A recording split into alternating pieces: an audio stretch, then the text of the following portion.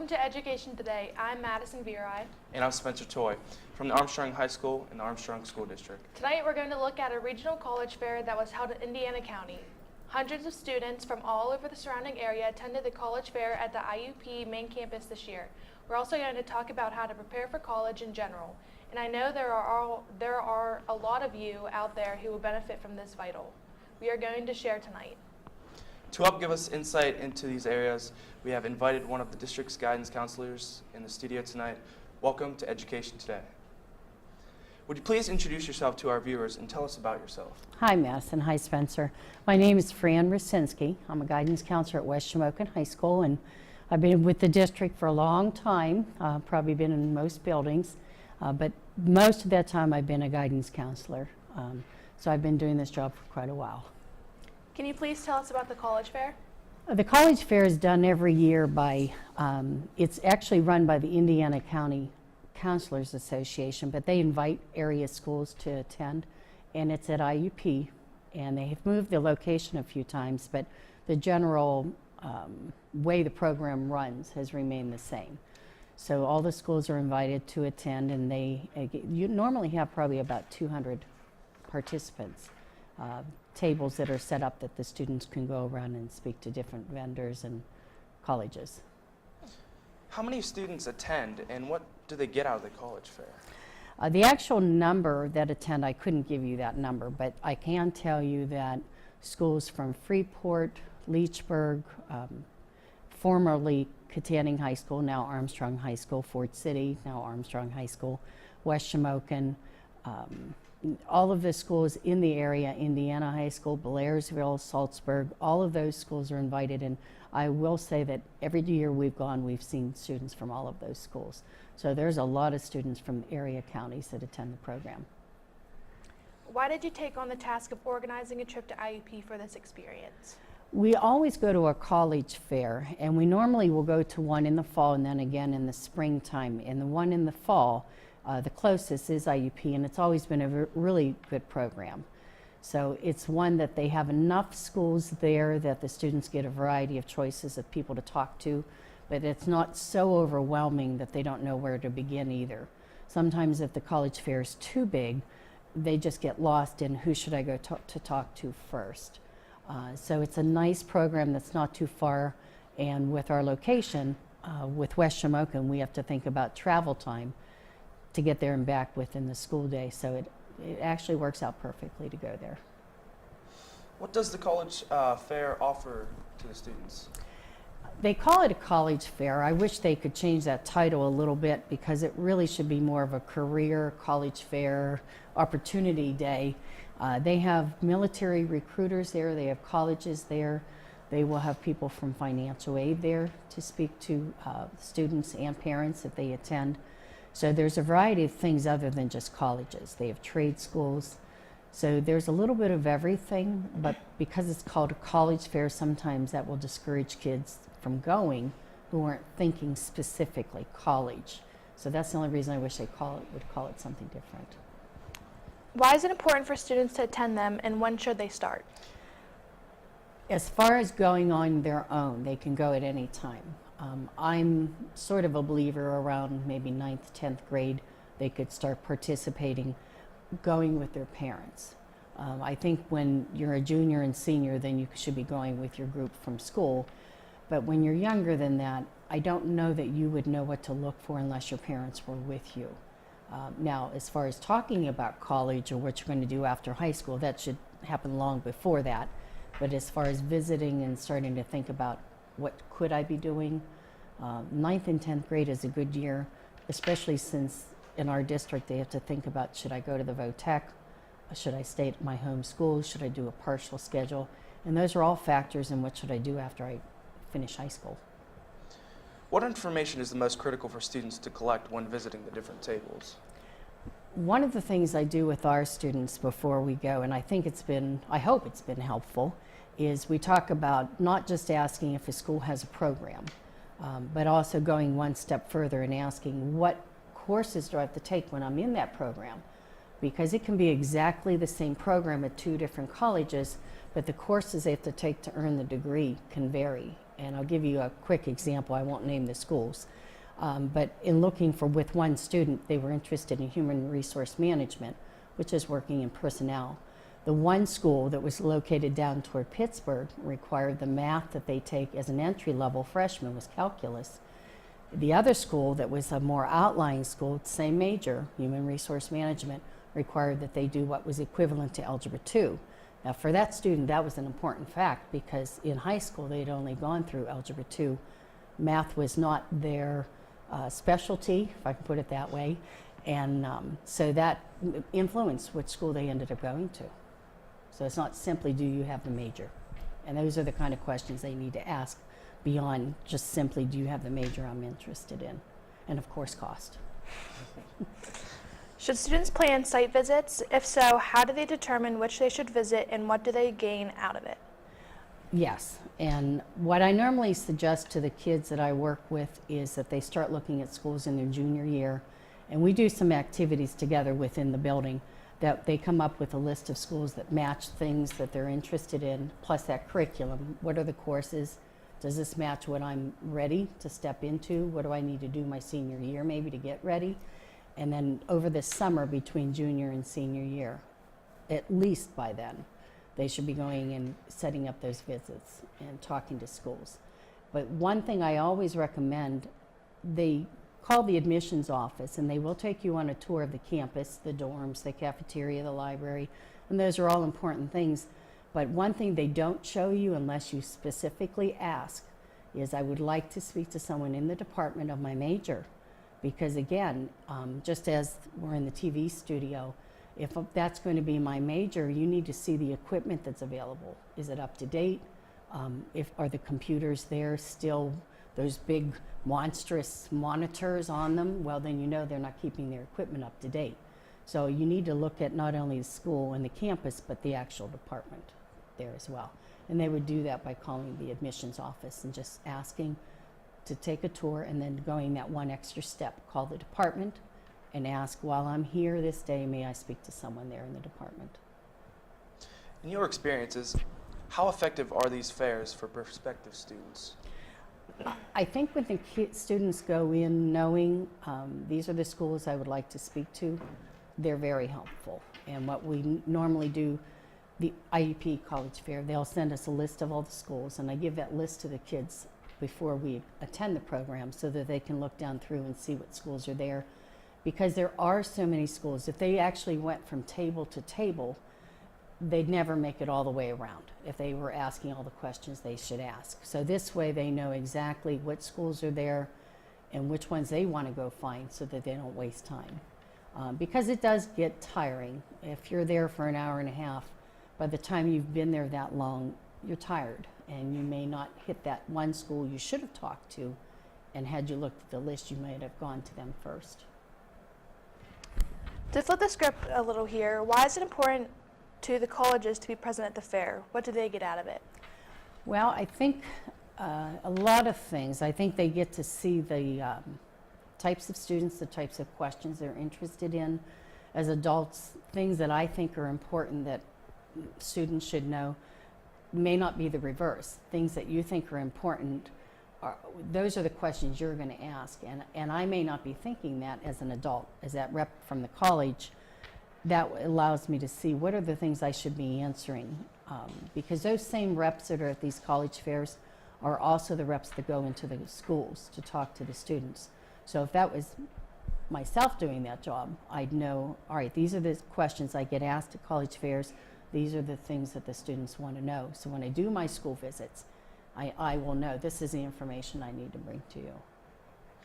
What types of schools are represented and how can students ensure that they are making the best use of their time when determining which to visit? If they have that list of schools, that's, to me, is the first thing they should do, is actually mark off the schools they're interested in. But what types of schools are present? You have everything from community colleges there to private schools. There's Christian types colleges that are there. There are out-of-state schools, so that you really do have a large variety. Trade schools, there's art institutes present, schools for photography, cosmetology. So it's not just strictly college, but there's a large variety. For students who are unsure of what they want to do in the future, how can attending this fair benefit them should they attend? I think it does help because when you go around at the college fair, every table has set up a display of all of their majors.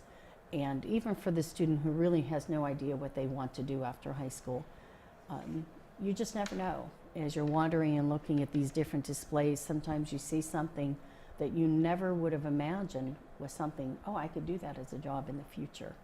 And you come out learning something new that I could go on and do. I would say probably every year we have 1 or 2 students that go into the college fair not knowing what they want to do, and they come out, they'll say, oh my gosh, I found something I was really interested in. And usually it's been because of some display that they've happened to see. One example, quick example, we have a young lady who has for years done her own costume designs and things. She's excellent, and we've been having a difficult time finding a school that would actually take her into that and train her further. And she went to the college fair this year, and she happened to stumble across a few schools that had exactly what she wanted. So I think it's an eye-opener. Any last comments you would like to add about the college fair before we move on? I think it's useful, and the one thing that I don't think happens often enough, and I'm just as guilty when my kids were younger, it's difficult for parents to get to the college fair with the kids because we all live such a hectic schedule, but it is something worthwhile. I think the parents need to go too, and these usually are run in the evenings that the parents can go with their children, because you really need to see the cost and some of these other factors involved, so that you get a handle on all of that before senior year, so it's not so overwhelming. Absolutely. Right. Okay, thanks very much. We're going to take a short break, and we'll be right back with Armstrong School District's Education Today. We'll talk more about preparing for college with Fran. Stick around. Success. We see it every day. Hundreds of majors and programs, bachelor's degrees to PhDs, small classes, internationally known faculty who are committed to your success. Real-world experiences to guide you on your career and life path. An alumni network 120,000 strong. I'm IUP President Mike Driscoll.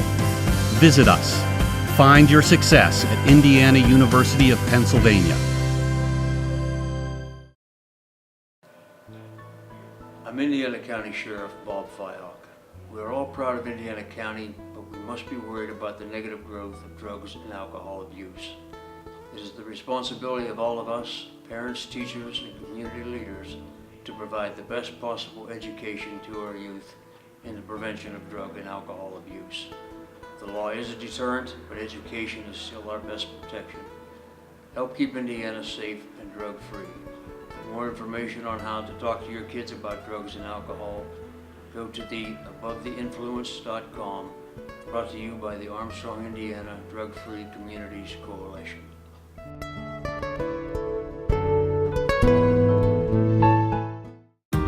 It's hard to explain. It just became home. There are hundreds of majors and programs, bachelor's degrees to PhDs, small classes and faculty that really get to know you. Amazing internships and everywhere programs that help to find a job that is right for you. It's what IUP is about, a commitment to your success. See it for yourself. Visit us, Indiana University of Pennsylvania. Find your success. We're back with Armstrong School District Education Today. We're talking about the importance of college fairs and college preparations in general with Fran Rosinski, guidance counselor at West Shamokin High School. Let's take a different perspective here. What benefit do college fairs have for parents? We touched a little bit upon this a few moments ago before the break, and I think the biggest thing is that there are so many choices out there that change all the time. I mean, I can't even keep up with them.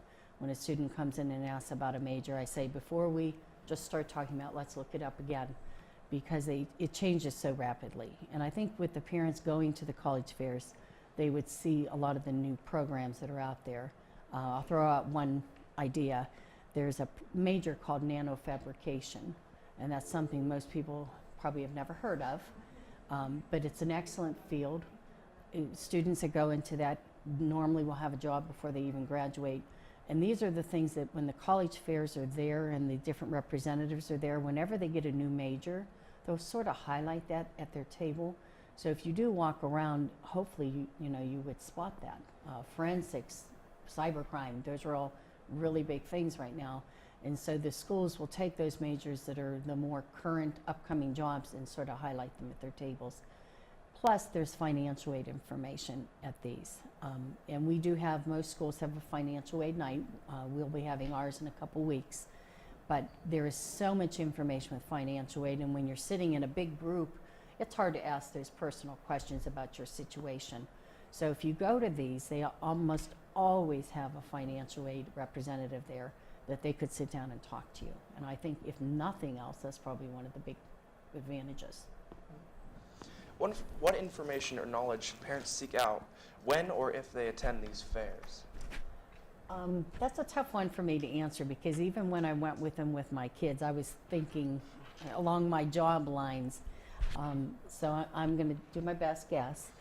I would say it probably allows them to do some comparisons and to do it themselves.